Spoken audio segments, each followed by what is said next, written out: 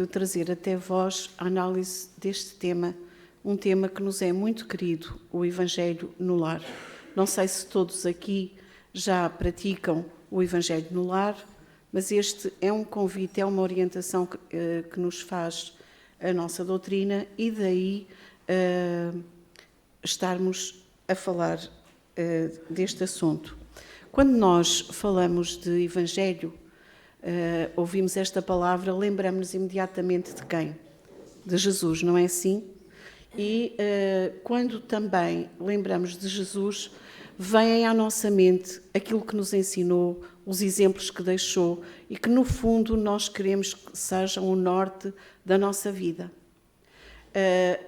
Então, quando falamos de Evangelho no lar, nós percebemos, com certeza, que há aqui uma importância muito grande. Há aqui esta indicação de que aquilo que Jesus ensinou e exemplificou deve ser aprendido e refletido em família, não é? Portanto, deve começar por ser aplicado no seio daqueles com quem vivemos e convivemos todos os dias.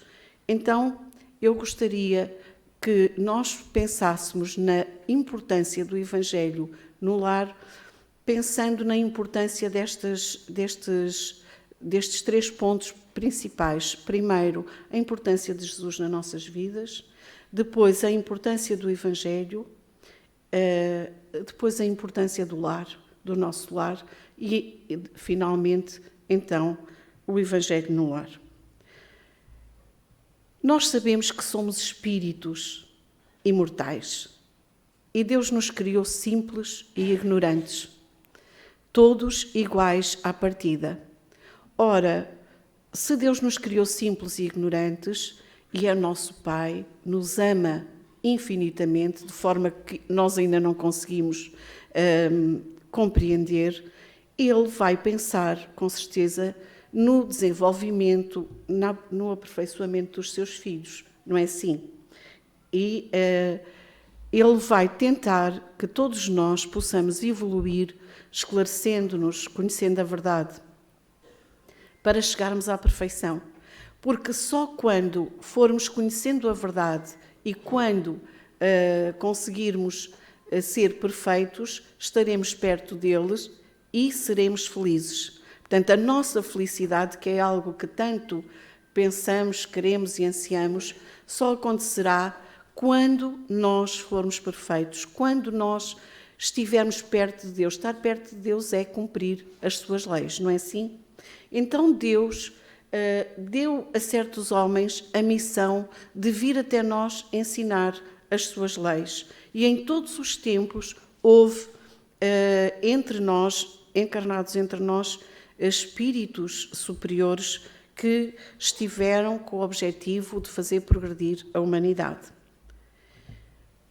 Questionados os espíritos por Allan Kardec sobre qual era o tipo mais perfeito que Deus ofereceu ao homem para lhe servir de guia e modelo, os espíritos responderam: Jesus. E Kardec esclarece-nos assim: Jesus é para o homem, portanto para cada um de nós, o tipo da perfeição moral a que a humanidade pode aspirar na Terra.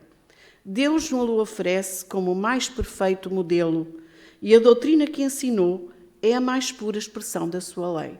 Então, nós compreendemos que o que Jesus ensinou e exemplificou no tempo em que aqui esteve, chega até nós no Evangelho. Portanto, o Evangelho é para nós a mais pura expressão da lei de Deus. E por vontade de Deus, Jesus esteve entre nós. Todos nós sabemos que aprendemos modelando, por modelação. Nós aprendemos com os outros, com os exemplos que nos dão. É verdade ou não? Então, Jesus é o mais alto modelo para nós. E Ele é o nosso guia. Porque o guia é aquele que sabe o caminho, não é? E que está connosco para nos ensinar por onde ir.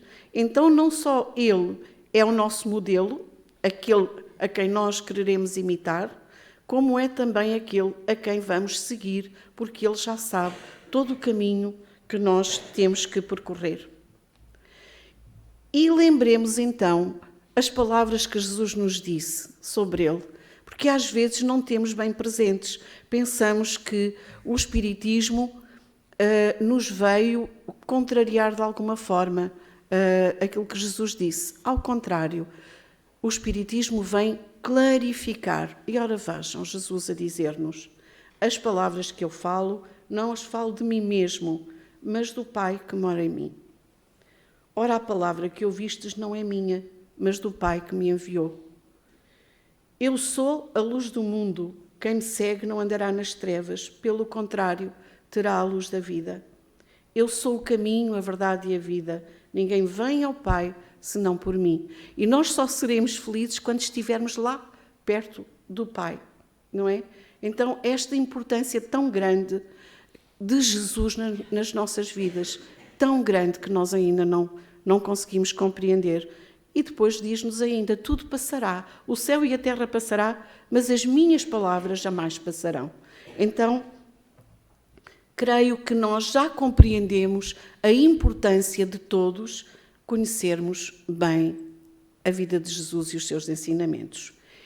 E ele, de facto, disse-nos que não vinha destruir nada do que estava para trás dele, vinha só ajudar a cumprir. O Evangelho que ele nos trouxe tem por significado boa nova, porque naquele tempo ele vem trazer ideias novas e boas novas. Vem, e nós todos sabemos que Jesus esteve com certeza com os mais pobres, os mais necessitados, os deserdados do tempo. E para todos eles ele trouxe a boa nova, mas para todos, os mais ricos, os mais poderosos, porque a boa nova é para todos nós. Então, num primeiro momento do cristianismo, o Evangelho era isso mesmo, as boas notícias, aquilo que Jesus veio ensinar. Mas mais tarde, para nós, confundimos com o que está escrito, não é? O Evangelho para nós hoje é o Evangelho de João, o conjunto dos livros, o Evangelho de João, de Mateus, de Lucas e de Marcos. No entanto, o Evangelho são essas boas notícias para todos nós que queremos ser cristãos. Kardec ajuda-nos a entender o que é o Evangelho, então. Para os homens em particular, constitui aquele código, o Evangelho, uma regra de proceder que abrange todas as circunstâncias da vida privada e da vida pública. O princípio básico de todas as relações sociais que se fundam na mais rigorosa justiça. É o roteiro infalível para a felicidade vindoura. E, mais uma vez, aqui a ideia de que queremos todos ser felizes e temos aqui o roteiro para o ser, o Evangelho. Emmanuel, nestes dois livros, fala-nos desta forma do que é o Evangelho. É a revelação pela qual Cristo nos entregou o mais amplo conhecimento de Deus. A lição do Evangelho, no entanto, consola e esclarece, mas se não for usada, não adianta. E muitos de nós até o sabemos. Eu até sei estar aqui a dizer estas coisas, mas tenho plena consciência de que ainda não sei pôr em prática todos os ensinamentos de Jesus. Então, o Evangelho, lição divina vivida por Jesus, é um vasto caminho ascensional, a cujo fim chegaremos legitimamente, com o conhecimento e aplicação de todos os detalhes. Portanto, é este roteiro, é este guia que nós vamos seguir, mas precisamos de o cumprir. Então, a mensagem do Evangelho precisa de ser, primeiro conhecida, depois meditada, sentida e vivida. 4 passos para nós tomarmos consciência do Evangelho nas nossas vidas. Um dia foi perguntado a Chico Xavier qual era a importância do Evangelho de Jesus para a humanidade. E ele respondeu: creio que a importância do Evangelho de Jesus em nossa evolução espiritual é semelhante à importância do sol na sustentação da nossa vida física. Então, o sol garantindo a vida física e Jesus e os seus ensinamentos garantindo-nos a felicidade o equilíbrio, a saúde espiritual. Então, vamos ver o lar, porque o convite que temos é o Evangelho no lar, não é? E eu peguei neste livro, Jesus no Lar, e as palavras que vamos ler, porque têm acesso, são palavras ditas por Jesus. Jesus, em casa da sogra de Simão Pedro, estava com os apóstolos e tomou as Sagradas Escrituras. Portanto, preparou-se com os discípulos para estudar as Sagradas Escrituras, o Antigo Testamento. E falou com bondade. Assim também é o lar diante do mundo. O berço doméstico é a primeira escola e o primeiro templo da alma. A casa do homem é a legítima exportadora de caracteres para a vida comum. A paz do mundo começa sob as telhas a que nos acolhemos. Se não aprendemos a viver em paz entre quatro paredes, como aguardar a harmonia das nações? E Jesus continuou: a mesa de tua casa é o lar do teu pão. Nela recebes do Senhor o alimento de cada dia. Por que não instalar ao redor dela a sementeira da felicidade e da paz na conversação e no pensamento? A família reunida, conversando sobre a mensagem de Jesus e os seus exemplos. E é uma coisa muito curiosa que Jesus fala, é que Deus garante tudo, mas a fartura começa no grão em cada um de nós. Ninguém sabe quantos grãos ou a fartura que pode dar um grão semeado, pois não? Então, o Evangelho não começa, ou apesar de chegar às multidões, ele faz efeito no coração de cada um de nós, individualmente. E por isso Jesus diz que não foi iniciado sobre a multidão, mas no singelo domicílio dos pastores. Então, Jesus, naquela noite, convidando os familiares do apóstolo à palestra edificante e à meditação elevada, desenrolou os escritos da sabedoria e abriu na terra o primeiro culto cristão no lar.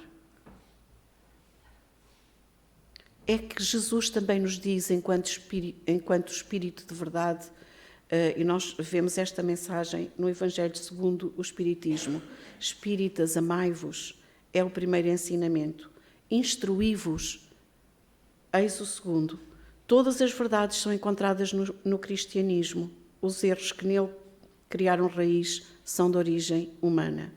Então, de facto, nós precisamos de estudar o Evangelho, conhecê-lo, meditá-lo, senti-lo e depois vivê-lo. E Chico Xavier, pelo Espírito Meimei, fala desta forma do nosso lar. Nós praticamos cultos diversos em casa, de maneira imperceptível. O culto da limpeza, o culto do pão, o culto do carinho, o culto da segurança, o culto do bem-estar. Mas a higiene externa, entretanto, pode não incluir a pureza dos pensamentos. E o estômago farto nem sempre é conforto do espírito. Carinho, em muitas circunstâncias, exprime apego sem ser amor. Segurança financeira não é fortaleza intrínseca. Bem-estar, muita vez, é provisória ilusão. Se abraçaste realmente a doutrina espírita, não podes ignorar que o culto do Evangelho te ensinará a valorizar todos eles. Com o Cristo, a limpeza começa na consciência. O pão do conhecimento nutre a alma antes do corpo. A segurança é harmonia moral. O carinho é entendimento fraterno. E o bem-estar é realmente a consagração de cada um ao bem-estar de todos. Ainda um pequeno apontamento do livro Os Mensageiros. Sempre que no nosso lar nos unimos para orar, a melhoria do ambiente acontece. O culto familiar do Evangelho não é só um curso de iluminação interior, mas também um processo avançado de defesa exterior. porque se cria no nosso lar um ambiente de claridade espiritual. Então, o lar que cultiva a prece transforma-se em fortaleza. Compreenderam? E Emmanuel ainda diz: a melhor escola ainda é o lar. E nós estamos tão esquecidos deste pormenor tão importante nas nossas vidas. Então, como fazer o Evangelho no lar? Escolher um dia e uma hora por semana, certos, que possa garantir que estejam todos juntos, toda a família, ou pelo menos aqueles que queiram participar, sendo que às vezes encontramos adultos que não querem. Então, temos que respeitar se há o marido ou a esposa, ou um pai, ou um tio, ou um filho mais velho que não quer participar. As crianças, naturalmente, quanto mais pequeninas, mais fácil será aceitarem esta presença de Jesus em casa. Respeitar o dia e a hora escolhidos, porque se nos propomos orar em casa e ter um ambiente, convidar Jesus para entrar, porque é Jesus que entra no nosso lar, teremos a assistência da espiritualidade superior. Escolher um aposento agradável, um espaço agradável para fazer este estudo, esta leitura. Harmonizar o ambiente com uma música suave, preparar o espaço, tendo uma jarra com água e copos para a beber no final. Ler o Evangelho sequencialmente, porque se vamos estudar o Evangelho, falar sobre ele, devemos lê-lo sequencialmente em pequenos trechos e depois analisar a mensagem que foi lida. Pode-se, no final, ler uma mensagem espiritual, um dos livros da literatura espírita. Todos os intervenientes que estão devem participar, incluindo as crianças, à sua medida, naturalmente. O culto do Evangelho não deve exceder mais que 30 minutos, aproximadamente. No final do Evangelho, deve-se beber a água magnetizada. Não devemos suspender esta prática, ainda que vamos de férias, porque em qualquer momento ou em qualquer local onde estejamos podemos unir-nos e, se tivermos visitas, também podemos convidar ou dizer que é aquela hora, temos aquele compromisso de estudo. E não devemos forçar a participação de membros da família adultos que não desejam participar. Então, quando já temos o ambiente harmonizado, previamente, os livros e água sobre a mesa, sentar sem agitação. Fazer a prece inicial, porque de qualquer atividade nós devemos fazer a prece inicial. O Pai Nosso, ou uma prece espontânea e simples, vinda do coração de quem a faz, pedindo a bênção de Jesus e a presença dos amigos espirituais. Depois fazer a leitura do Evangelho e ir lendo, não é preciso muito, é um item de cada vez. Alguns itens são maiores, mas depois cada um, conhecendo a sua família, vê como se harmonizar.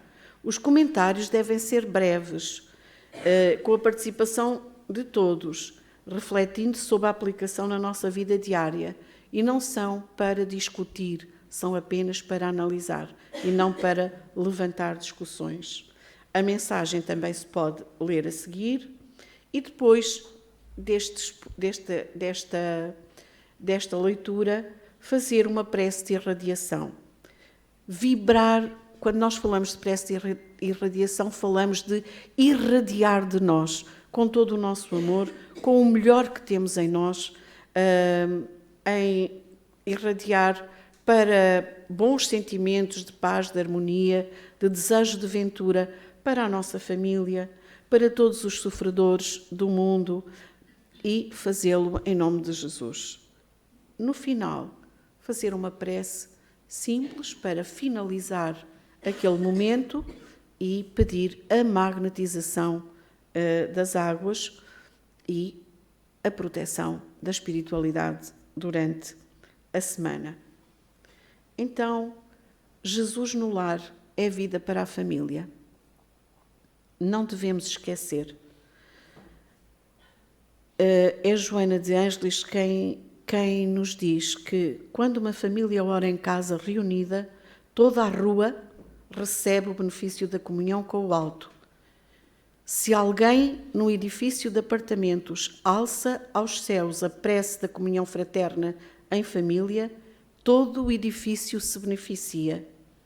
Não te afastes da linha direcional do Evangelho entre os teus familiares. E terminando com Emmanuel, ele diz que o culto do Evangelho no lar aperfeiçoa o homem. O homem aperfeiçoado ilumina a família iluminada melhora a comunidade e a comunidade melhorada eleva a nação. Assim o homem evangelizado adquire compreensão e amor, que é aquilo que todos nós queremos, compreensão e amor, mas temos que nos evangelizar para sermos nós os dadores da compreensão e do amor. A família iluminada conquista entendimento e harmonia. A comunidade melhorada produz trabalho e fraternidade. E a nação elevada orienta-se no direito, na justiça e no bem. Do Evangelho no lar depende o aprimoramento do homem. E do homem edificado em Jesus Cristo depende a melhoria e a redenção do mundo. É o próprio Jesus que nos diz: se guardardes os meus mandamentos, permanecereis no meu amor. Vós sereis meus amigos, se fizerdes o que eu vos mando. Mas tenho-vos chamado amigos, porque tudo quanto ouvi de meu Pai vos tenho feito conhecer. Ele veio dar-nos a conhecer. Eu não sei se todos nós já fomos em busca de saber, mas conheçamos aquilo que Jesus nos ensinou, estudemos o Evangelho e façamos o Evangelho no lar. Que fique em vós o desejo desta prática que tanto nos ajuda a harmonizar a nós mesmos e todos aqueles que convivem conosco. Que Jesus nos abençoe.